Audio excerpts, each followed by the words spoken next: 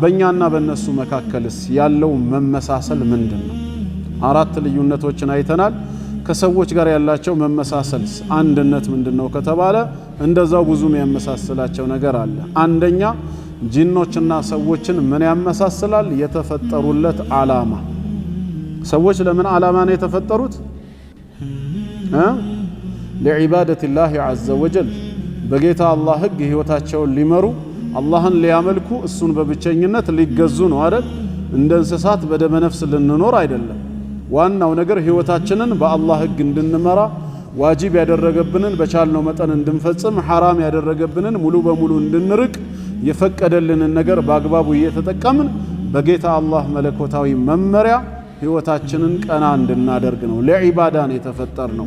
ጂኖችም ለዚሁ ዓላማ ተፈጥረዋል። ሰው ለተፈጠረለት ዓላማ ቁርአን በሱረቱ ዛሪያት ምዕራፍ 51 ቁጥር 56 ላይ ወማ ኸለቅቱል ጂነ ወልኢንሰ ኢላ ሊያዕቡዱን፣ ሰዎችንም ሆነ ጂኖችን እኔን ሊያመልኩ በብቸኝነት ሊገዙ እንጂ ለሌላ ዓላማ አልፈጠርኳቸውም ነው ያለው። እኛ ለተፈጠርንለት ዓላማ ጂኖችም ለዒባዳ ተፈጥረዋል፣ አላህን ሊያመልኩ ማለት ነው። ስለዚህ ለዒባዳ ከመፈጠር አንግል ያመሳስለናል። ይሄ አንዱ በእኛና በእነሱ መካከል ያለ መመሳሰያ ነው። ግልጽ ነው። ሁለተኛው ነጥብ የሃይማኖት ክፍፍል መኖር። በሰዎች ውስጥ ያለው የሃይማኖት ክፍፍል ሁሉ ጂኖችም ውስጥ አለ። በሰዎች ዘንድ ሙስሊም ካፊር ተብሎ መጠራት እንዳለው ጂኖችም ዘንድ ምን አለ? ሙስሊም ካፊር አለ። እኛ ዘንድ የመዝሃብ ልዩነት፣ የመንሃጅ የዓቂዳ ልዩነት እንዳለ ሁላ ይሄ ክፍፍል እነሱም ጋር አለ። በመዝሃብ በፊቅህ ደረጃ እኔ ሻፊዒይ ነኝ፣ እሱ ሐነፊይ ነው፣ ያኛው ሐንበሊ ያ ማሊኪ እንደሚባለው ይሄው ክፍፍል ጂኖች ጋር አለ።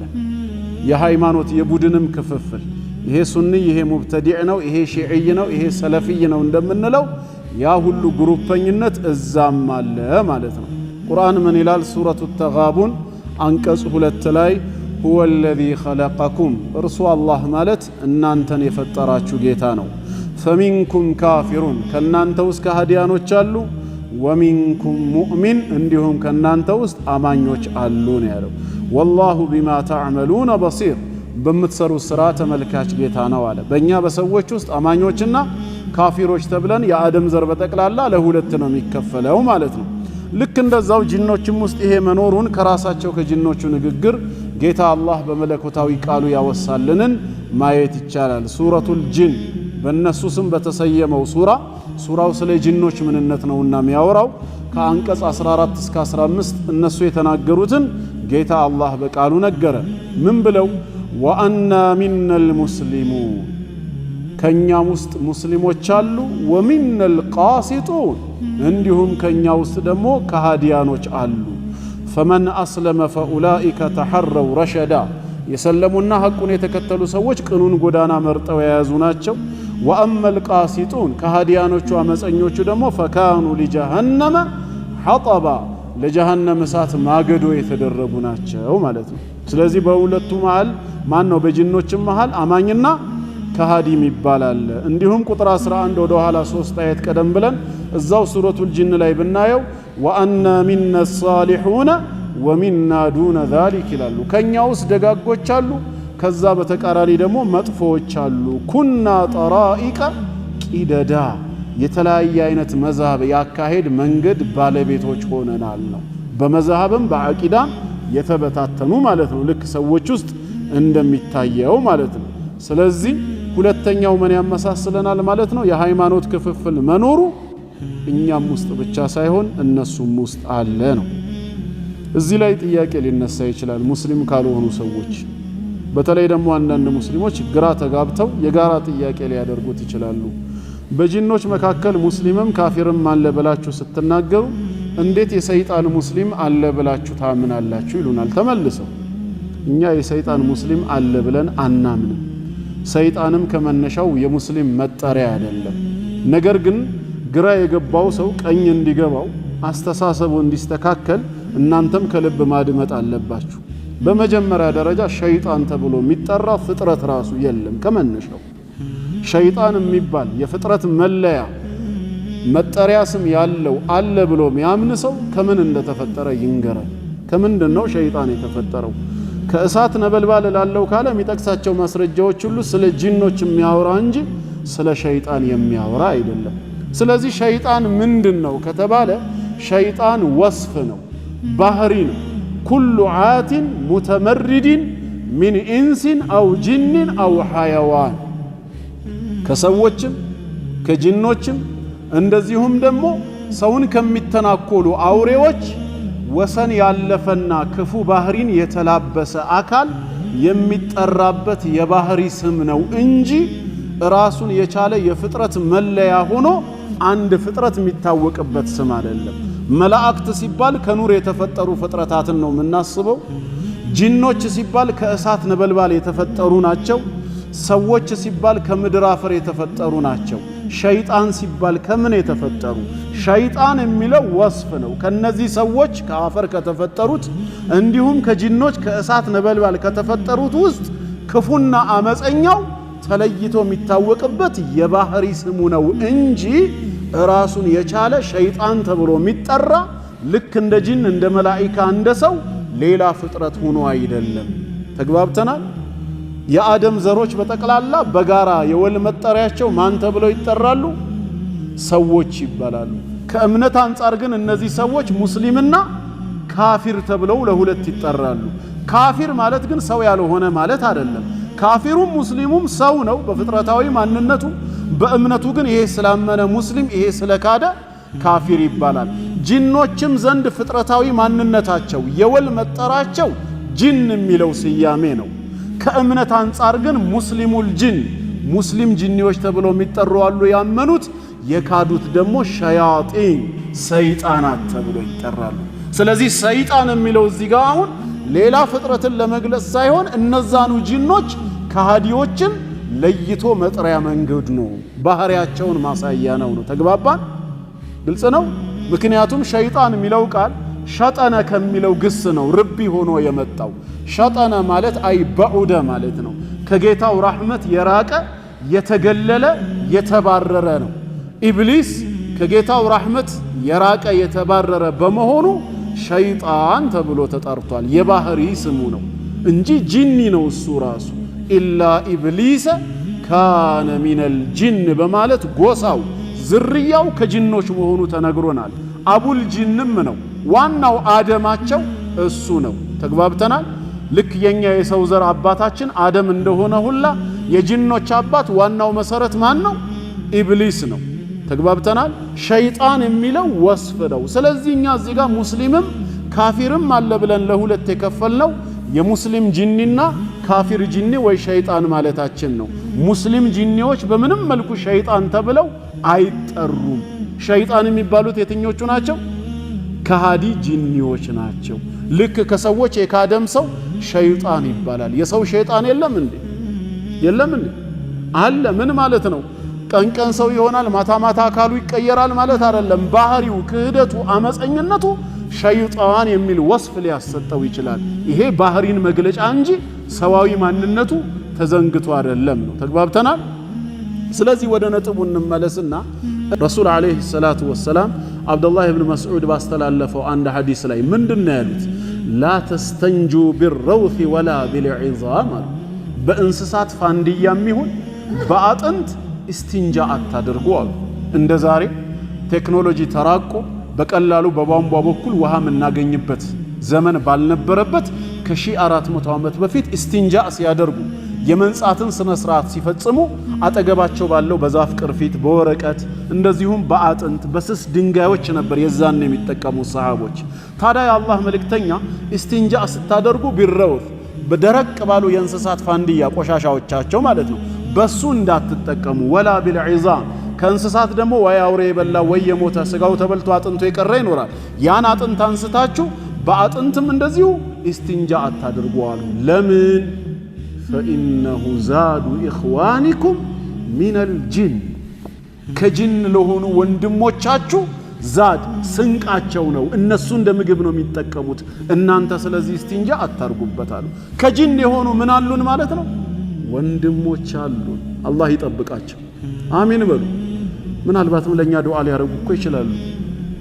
በምን እናውቃለን? ከመልእክተኛው የበለጠ ማን አዋቂ ያለ? فإنه زاد إخوانكم የወንድሞቻችሁ ስንቅ ነው። የትኞቹ? ከሰው እንዳንል ሚነል ጂን ነው ያሉት፣ ከጂን ለሆኑ።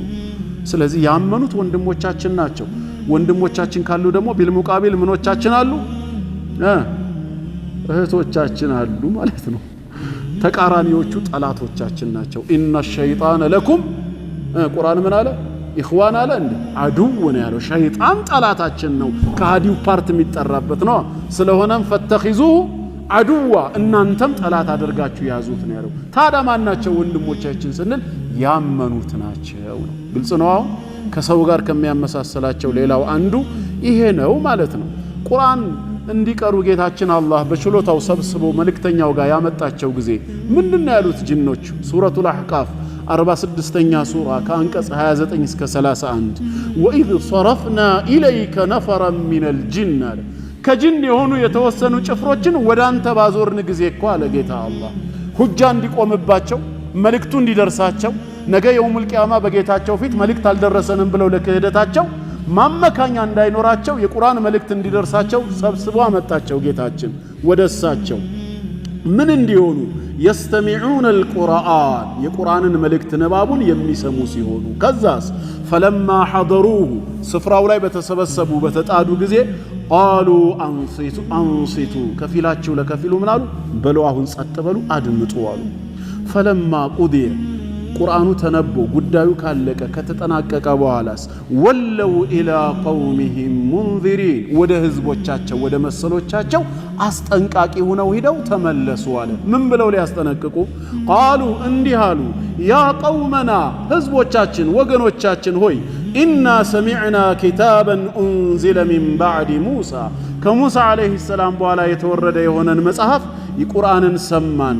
ሙሰዲቀን ሊማ በይነ የደይ አንደኛ ከበስተፊቱ ያሉትን መጽሐፍት የሚያረጋግጥ በቀደምት ነቢያትና መጽሐፍት የማይክድ ማለት ነው፣ እውቅና የሚሰጥ። ሁለተኛስ የህዲ ኢለል ሐቅ ወኢላ ጠሪቅ ሙስተቂም ወደ እውነትና ወደ ተስተካከለው መንገድ የሚመራ የሆነ ቁርአንን ሰማን። ስለሆነም ያ ቀውመና ወገኖቻችን ወይ መልእክቱ ደርሷችኋልና አጂቡ ዳዒ አላህ የአላህ ተጣሪ የሆነውን ይሄን መልእክተኛ ለሚጠራችሁ ነገር እሺ ብላችሁ ተቀበሉ። ወአሚኑ ቢሂ በርሱም ነብይነት ወይም በጌታችሁ ጌትነት እመኑ። ይሄን ያረጋችሁ ጊዜ የግፊር ለኩም ሚን ዙኑቢኩም ጌታችሁ ከወንጀላችሁ ይምርላችኋል። ወዩጅርኩም ሚን ዐዛቢን አሊም ካሳማሚው ቅጣትም ያድናችኋል አሉ። እነዚህ ተጣሪዎች ናቸው ሸይጣን ምንላቸው? እነዚህማ ሸይጣን ከሆኑ ታዲያ ሸይጣን ምኑ ነው ለኛ ጠላት የሚሆነው? እነዚህ ወንድሞቻችን ናቸው። ሰላም በእነሱ ላይ ይሁን። አሁንም ያመኑትን አላህ ይጠብቃቸው። አትወዷቸው? የግድ ካላየሁት አጠገቤ ካልተቀመጠ ካላወራሁት መባል አለበት እንዴ? በስንት ሀገር ላይ የሚኖሩ ግን እንደኛው ሰው የሆኑ ሙስሊም ወንድሞቻችንን እንወዳለን አይደል? አህጉር ተቋርጠው ያሉ ችግራችን። እነዚህም ወንድሞቻችን ናቸው። ማን የፈጠራቸው? እኛን የፈጠረው ጌታ እኮ ነው የፈጠራቸው። በማን ነብይነት ነው ያመኑት? አጂቡ ዳዒ አላህ ወአሚኑ ቢሂ ሚሉት እኛ ባመነው ነብይ እኮ ነው። ምንም የሚያሳፍር ነገር አለ? ዲናችን ሙሉ ነው፣ ያኮራል። ስለዚህ የሃይማኖት ክፍፍል አለ ማለቱ ምንም ያሳፍር ነገር የለም። ሌሎቹ ይሄን መቀበል ማይፈልጉት ለምንድን ነው? እንዲህ የተብራራ ኪታብ የላቸውማ፣ የሚዘረዝር የሚያስተምር የለም። ስለዚህ ከሌላ አካል የተወረሰ የተሳሳተ አስተሳሰብ እዛው ይቅር። እርኩስ መንፈስ የምንለው እኛ ሸይጣኑን ፓርት ነው፣ ከሃዲውን አሳሳቹን እንጂ ሁሉንም ጂኖች አይደለም። ለምን? ሁሉም ምን አይደሉም? ሸይጣን አይደሉምና። ሸይጣን የሚባሉት ኢብሊስና ተከታዮቹ ናቸው። ተግባባን? መርሐባ። ሶስተኛስ ምንድነው የሚያመሳስለን? እንግዲህ አንደኛ የተፈጠርንበት ዓላማ አልን፣ ሁለት የሃይማኖት ክፍፍል መኖሩ፣ ሶስት ምን ያመሳስለናል? የጾታ ክፍፍል መኖሩ። በእኛ በሰዎች ውስጥ ወንድና ሴት ተብለን ለሁለት እንደምንከፈለው ሁላ እነሱ ዘንድም ጂኖች ጋር ወንድና ሴት ተብለው ለሁለት ለጾታ ይከፈላሉ። ወአነሁ ኸለቀ ዘውጀይን ዘከረ ወልኡንሳ በማለት ጌታችን አላህ ወንድና ሴት የተባሉትን ሰዎች እኔ ነኝ የፈጠርኩት ብሎ እኛ ውስጥ ወንድና ሴት ተብሎ በጾታ እንከፈላለን አይደለም? ሶስተኛ አለ የለም ትላላችሁ? አለ። እንደዚሁም ወበث منهما رجالا كثيرا ونساء ከሁለቱ ከአደምና ሐዋ ብዙ ወንዶችና ሴቶችን የበተነ ጌታ ብሎ ለሁለት ከፍሎናል። ፉቃሃኡል ኢስላም ሶስተኛ ፍጥረትስ ይላሉ ኹንሳዎች ሁለቱም መሳሪያ ያላቸው ሲፈጠሩ ወዴት ነው የሚለው ነገር ላይ በርግጥ ሶስተኛ ጾታ ተብሎ አይጠራም አሉ። ባይሆን በምንድነው ወደ አንዱ ምናጋድለው ሲባል ያው የተለያየ አይነት እይታ አላቸው። ቀድሞ በሸናው ይላሉ። በሽንት ወቅት ላይ ሽንት ቀድሞ የወጣበት ከሁለቱ መሳሪያዎች ለምሳሌ በወንዱ መሳሪያ ከሆነ የወንድ ጾታ ሁክም ነው የሚሰጣቸው፣ ወይ በሴት ማህፀኑ ከሆነ ሴት ይባላሉ። አይ ሌላ ነው መንገዱ ብሎም ሌላ አይነት የተጠቀሙ አሉ። አላኩል ያህል ወንድና ሴት ተብሎ ሰው ለሁለት ይከፈላል። ጂኖችም ጋር አለ። ምን ማስረጃ አለን? ከቁርአን እዛው ሱረቱል ጂን ቁጥር 6 ላይ ጌታ አላህ ምን አለ? ወአነሁ ካነ ሪጃሉን ሚነል ኢንስ ከሰዎች የሆኑ ወንዶች በወቅቱ በዘመኑ ነበሩ አለ። ምን የሚሆኑ? የዑዙነ ቢሪጃሊን ሚነል ጂን ከጅኒ በሆኑ ወንዶች የሚጠበቁ የሆነ ዋሻ ውስጥ ሲመጡ በሚፈሩ ጊዜ በዚህ ዋሻ ጌታ ከምፈራው ነገር ሁሉ እጠበቃለሁ ብለው መለኮታዊ ጥበቃን ከአላህ አንስተው ጂኖች ላይ የሚያሳርፉ ጥበቃን ከጂኖች የሚሹ ሙሽሪክ የሆኑ ሰዎች ነበሩ። ግን ምንም አልጠቀሟቸውም። ፈዛዱሁም ረሃቃ ፍርሃትን እንጂ ሌላ ምንም አልጨመሩላቸውም ማለት። እግረ መንገድ ቢሪጃል ሚነል ጂን ከጂኒ በሆኑ ወንዶች ማለቱ ምን ያሳየናል? መፍሁሙ ሴቶችም አሉ ማለት ነው። ሴቶች ባይኖሩ ኖሮ ከጂኒ የሆኑ ወንዶች ተብሎ መጠራቱ ትርጉም አይኖረውም ነበር። ወንድ የሚለው ጾታ በራሱ ትርጉም የሚኖረው በአንጻሩ ምን ሲኖር ነው? ሴት ሲኖር ነው። አየቱ ያንን ያሳያል ነው። ሁለት ደግሞ በግልጽ በሐዲስ ምን መጥቷል?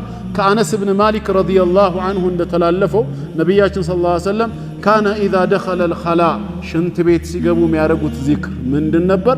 አላሁመ ኢኒ አዑዙ ቢከ ሚነል ኹብሲ ወልኸባኢስ ይሉ ነበር። ምንድን ነው ትርጉሙ? ሚነል ኹብስ ማለት ከወንድ ሰይጣናት ማለት ነው። ወልኸባኢስ ከሴት ሰይጣናት። ስለዚህ በነዛ በሰይጣናት በጂኖች ውስጥ ምን አለ ማለት ነው? ወንድና ሴት አለ። ክፉዎቹ ሰይጣናት ደግሞ ሰውን የሚተናኮሉ ስለሆኑ ከነሱ ባንተ ተጠበቃለሁ ይሉ ነበር። ወንድና ሴት አለ የሚለው የጾታ ክፍፍል ሶስተኛ እኛን ከነሱ ያመሳስለናል። አራተኛ ምን ያመሳስለናል እኛና ጂኖች? ሁለታችንም ሟች መሆናችን። እኛም ለዘላለም እንዳልተፈጠር ነው፣ ጂኖችም ለዘላለም አልተፈጠሩም። አላህ የጻፈላቸው ቀን ሲደርስ እነሱ ምን ይሆናሉ? ይሞታሉ። ኩሉ ነፍሲን ዛኢቀቱል መውት ነፍስ ያላት በጠቅላላ ምንድነች? ሞትን ቀማሽ ነች ነው። አብዱላህ ብን አባስ ረዲየላሁ ዐንሁማ ምን ይላል? አነ ነቢይ ሰለላሁ ዐለይሂ ወሰለም ካነ የቁል በሌሊት ሰላታቸው ላይ ማለት ነው ሱጁድ ላይ ሲሆኑ በሚያረጉት ዚክርና ዱዓ ምን ይሉ ነበር? አዑዙ ቢዕዘቲክ በእልቅና ባንተው እጠበቃለሁ ይሉ ነበር። በመለኮታዊ እልቅና ባሸናፊነትህ እጠበቃለሁ። አለዚ ላ ኢላሃ ኢላ አንት ያም ካንተ በስተቀር በእውነት ሌላ አምላክ የሌለው በሆንከው ጌታ። አንተ አለዚ ላ የሙት ብቻህንም አትሞተው አንተ ነህ። ወልጂኑ ወልኢንሱ የሙቱ ጂኖችም ሰዎችም ምን ይሆናሉ? ይሞታሉ ማለት ነው። መሞታቸው አይቀርም ነው። ከዚህ በመነሳት በሞት አንድነን። አምስተኛ ምን ያመሳስለናል? ድጋሚ እንቀሰቀሳለን። እኛ ከመቃብር ዓለም እንደምንቀሰቀሰው ጂኖችም ከሞቱበት ዓለም ምን ይሆናሉ? ይቀሰቀሳሉ። ይሄን በተመለከተ ደግሞ በሱረቱል አንዓም 130 ላይ እንደዚሁም ሱረቱል ጂን ቁጥር 13 ላይ ተገልጿል ማለት ነው። ምን ይላል ጌታችን? ሱረቱል አንዓም 130 ላይ የሚሞቱ ከሆነ ዳግመኛ እንደሚቀሰቀሳቸው ያ ማዕሸረል ጂኒ ወልኢንስ ይላል። የቂያም ቀን እናንተ የጂኖችና የሰው ስብስቦች ሆይ አለም ያእቲኩም ሩሱሉን ሚንኩም ከእናንተ የሆኑ መልእክተኞች አልመጣላችሁም እንዴ? የቁሱነ ዐለይኩም አያቲ አንቀጾቼን በእናንተ ላይ የሚተርኩላችሁ ሚያነቡ፣ ወዩንዚሩነኩም ሊቃአ የውሚኩም ሃዛ ይህን ቀናችሁን እንደምትገናኙ ቀድሞ የሚያስጠነቅቁ የነበሩ አስጠንቃቂዎች አልመጡላችሁም እንዴ ሲል ቃሉ ሸሂድና ዐላ አንፉሲና ይላሉ። ከሰዎችም ከጂኖች የሆኑ ጀማዎች ኧረ መጥቶልናል፣ እንደመጣልንማ በራሳችን ላይ መስካሪዎች ነን፣ ያው ዱንያ አታላን ነው እንጂ ነው የሚሉት። ሰው ይቀሰቀሳሉ፣ ለፍርድ ይቀርባሉ ማለት ነው። ለፍርድ ከቀረቡ ደግሞ የሰዎች እጣ ፈንታ ሙስሊሙ ጀነት እንደሚገባና ካፊሩ ጀሃነም እንደሚገባ ሁላ ጂኖችም እጣ ፈንታቸው ምን ይሆናል? ያመኑት ጀነት ይገባሉ፣ የካዱት ጀሃነም። ካፊሮቹ ጀሃነም እንደሚገቡ በዑለማው الاسلام መካከል ምንም ኺላፍ የለውም ኢጅማዕ ያለው ጉዳይ ነው ኺላፍ የተፈጠረው ሙእሚኖቹ ጀነት ይገባሉ ወይስ አይገቡም የሚለው ላይ ነው አይገቡም የሚሉ አሉ ከእሳት መራቅ ብቻ ነው ምንዳቸው የሚሉ አሉ ሌሎቹ ደግሞ ይገባሉ ብለዋል ከማስረጃ አንፃርም የነሱ ይሻላል ነው ምን ማስረጃ ጠቅሰው ሲባል ሱረቱል ጂን ቁጥር 13 ላይ ያለውን ምን አሉ ጂኖች ወአና ለማ ሰሚዕና الهدى ቅን መመሪያ የሆነውን ቁርአን በሰማን ጊዜ አመና ቢህ አመንበት በሱ አሉ ምን ሆነ የማመኑ ውጤት فمن يؤمن بربه በጌታው የሚያምንማ فلا يخاف በፍጹም አይፈራም ጌታው ዘንድ ምንን አይፈራም በخسን ولا رهقا መጎደልንም መበደልንም አይፈራም ምንድነው መጎደል በخስ ሲባል ከሰራው መልካም ስራ ላይ ጌታው ያበክንበትም ሙሉ ጀዛውን ይሰጠዋል በጂኖችና በመላእክት መካከል ያለው ልዩነትስ ምንድነው በሰውና በጂኒ መካከል ያለው ልዩነት እንዲሁም አንድነት አይተናል ጂኖች ከመላእክት ጋር ብዙ ልዩነት አላቸው አንድ ሶስቱን ልጥቀስላችሁ አንደኛ ፍጥረታዊ ማንነታቸው أن الملائكة خلقوا من نور መላእክት በጠቅላላ ከምንድነው የተፈጠሩት ከብርሃን ሲፈጠሩ ወልጂን ጂኖች ደግሞ ከምንድነው من نار السموم ከእሳት ነበልባል ተፈጥረዋል ይሄ ፍጥረቱ እሳት ነው ይሄ ፍጥረቱ ኑር ነው ብርሃን ይሄ አንደኛው ልዩነታቸው ነው ሁለተኛ أن الملائكة جميعا مؤمنون ومعصومون من الوقوع في الذنوب መላእክት በጠቅላላ አማኞች ናቸው ወንጀል ላይ ከመዘፈቅና ከመውደቅም የተጠበቁ ንጹሃን ፍጥረት ናቸው ጌታቸው አላህ ያዘዛቸውን የሚፈጽሙ የከለከላቸውን ፈጽሞ የማይዳፈሩ ንጹሃን ናቸው ولا يأمرون غيرهم إلا بالخير ከነሱ ውጭ ያለውንም ፍጥረት በመልካም እንጂ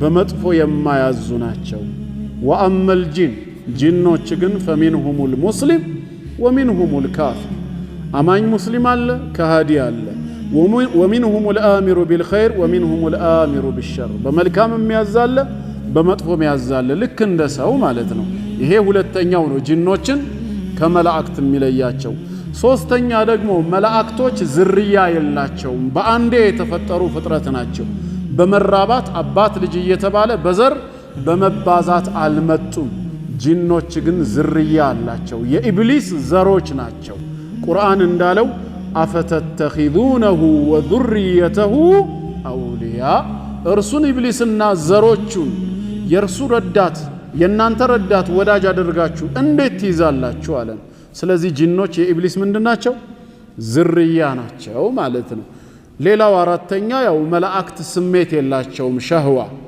ነገር ግን ጂኖች እንደሰው ሸህዋ ወይም ስሜት ተፈጥሮባቸዋል ይሄንንም ልናውቅ ይገባል